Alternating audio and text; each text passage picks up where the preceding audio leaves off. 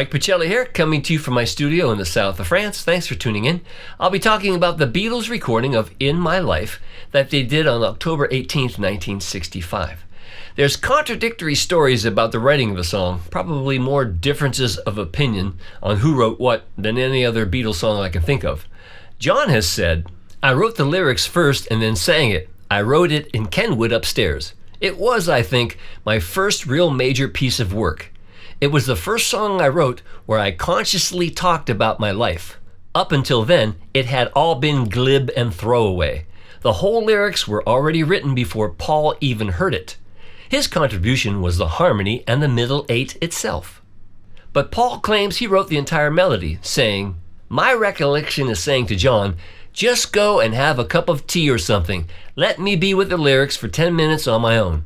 And with the inspiration of Smokey and the Miracles, I tried to keep it melodic, but a bit bluesy, then going back and saying, 'Got it, what do you think?'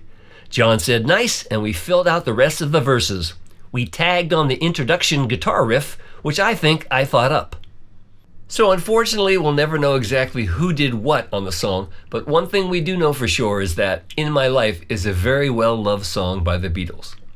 So on October 18th, 1965, they're at EMI Studio 2, and they work quite a lot on the arrangement of the song. And when they get the arrangement of the song completed, they hit the record button with John on rhythm guitar, George on lead, Paul on bass, and Ringo on drums. They do 3 takes, and take 3 is the keeper. After they get that done, it's time for overdubs. John overdubs his lead vocal, and then he double tracks his lead vocal. Paul and George do the background vocal, and then Ringo overdubs a tambourine part. They leave a space in it for a solo, probably wanting George to do it, and they take off for the day. On October 22nd, George Martin goes into the studio and he does that, Baroque style piano overdub, and the lads decide to keep it. But I can't help but wonder, what would George Harrison have played on the song? And I bet it would have been great. So the song was mixed on October 25th, and then it was released in December of 1965 on the Rubber Soul album. So that's the backstory. Let's get started.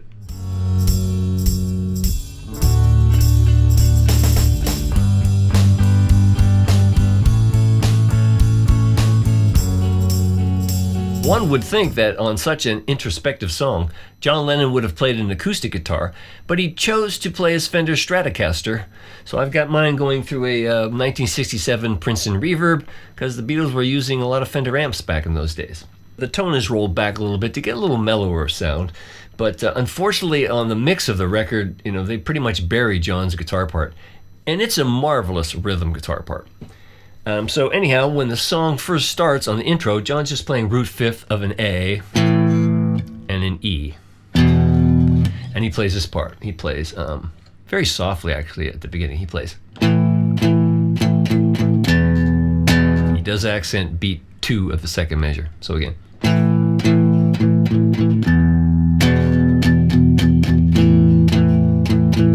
And then strums through an E chord.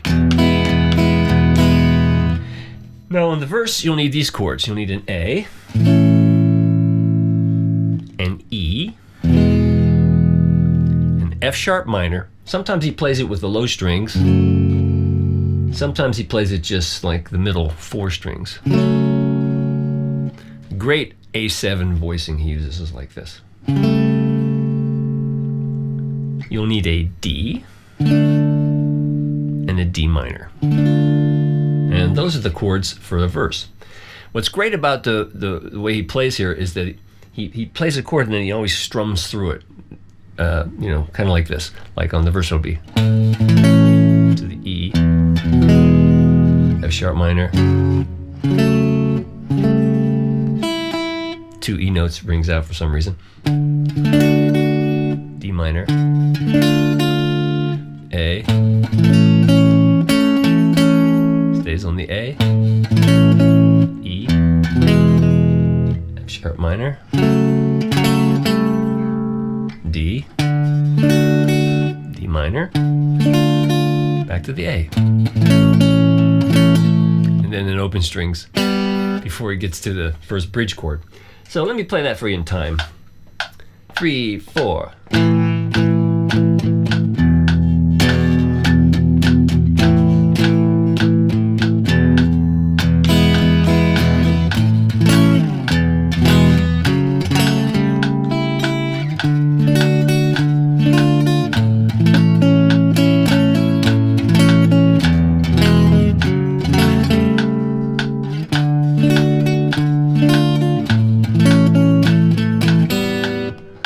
As you can hear, it's just lovely playing. Now on the bridge, let's see, F sharp minor to the D, you'll need a G bar like this, and an A bar like that. Back to F sharp minor. You also need a B chord played down here. And the bridge starts off in the first measure, he just strums through an F sharp minor, then D, arpeggiate, and then kind of accents on the upbeat, like on the G, just down and up, and on the A, down and up. F sharp minor, oops, B, one note, then the chord, strums. D minor, and he plays a nice little, just kind of arpeggiating through the D minor like this, to the A. So in tempo, the bridge, 3, 4.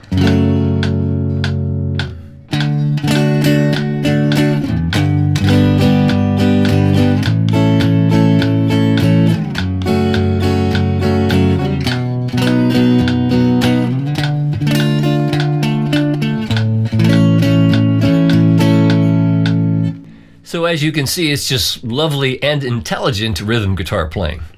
So when George plays the second riff, John uses his E7 here.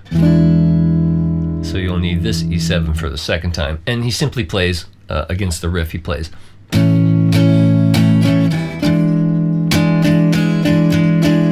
And you're into verse 2.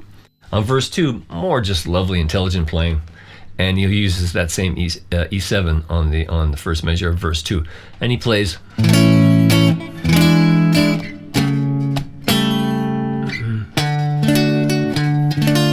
Now in the A, just kind of arpeggiating through some notes of the A chord.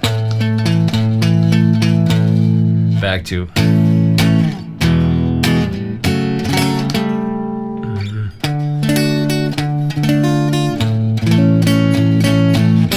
Again with the open strings before bridge 2. On bridge 2,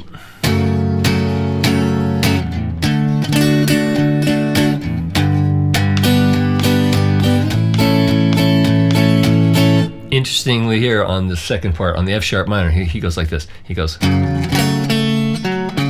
then to D minor, to A. Just really, again, just great playing. On the solo, he plays a little looser, and he does resort to a regular A7, this kind of an E7, on the solo part. He does that, I think he does that twice, yeah. So on the solo, he plays like this.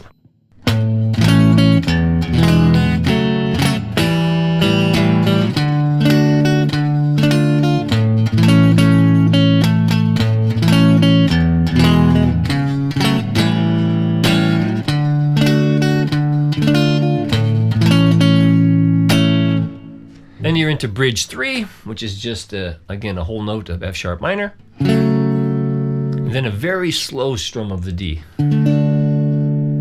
Back to G.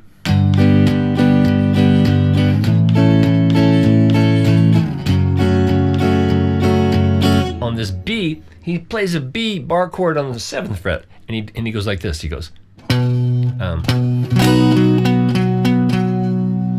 D minor.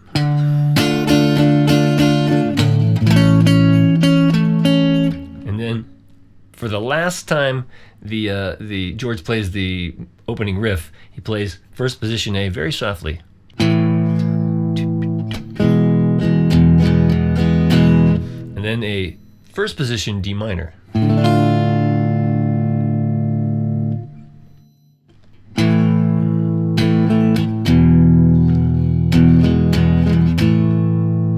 Just so gentle and great playing. Let me play, let's from the bridge out. I think so you hear it better in time. 1, 2, 3, 4.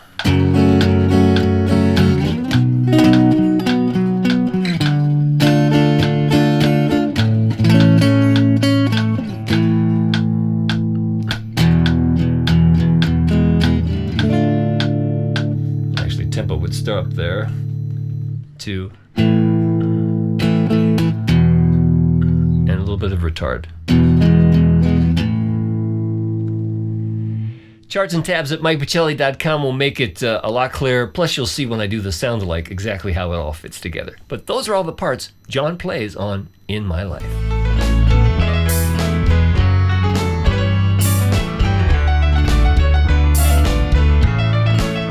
George Harrison is also playing his Sonic Blue Fender Stratocaster on In My Life, and apparently he has a very limited role. I'm using this this old girl because the pickups in this guitar seem to sound more like the original recording than my blue Stratocaster reissue. So again, I got it just going through the Fender Princeton Reverb. So mainly during the rhythm section, George just played that signature riff, which sounds like this.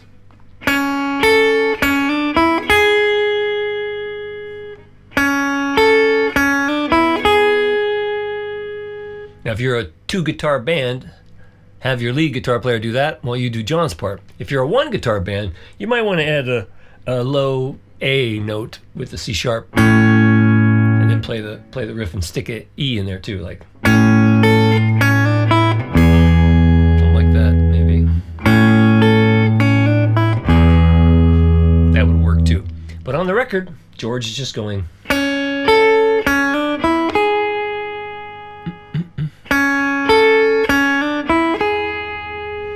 And he does that every time. The only difference is at the very end of the song when he plays it, he uses this form of an E7, and then you pick up your finger and play this A.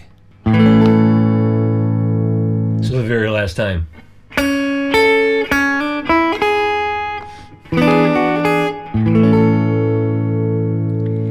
But now if you listen to the record, it feels like there's a second guitar, and in some books that are written about the song say, yeah, a second rhythm guitar player overdubbed a part.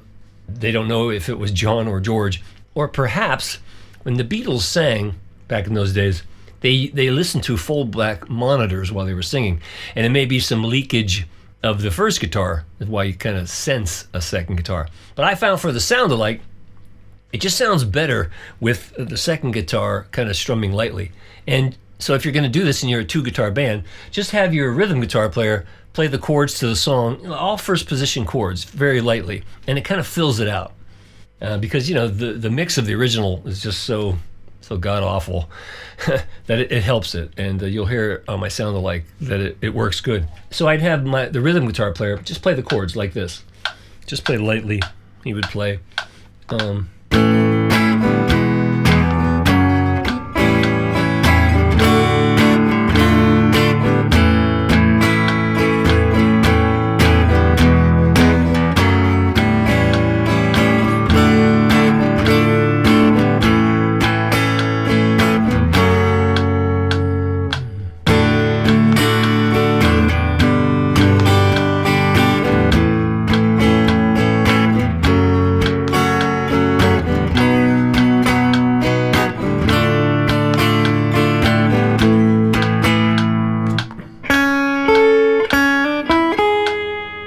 You get the idea. And that fills out the song, and I think it helps it along. So speaking of sound alike, I put it all together so you can see how the parts work. So check this out.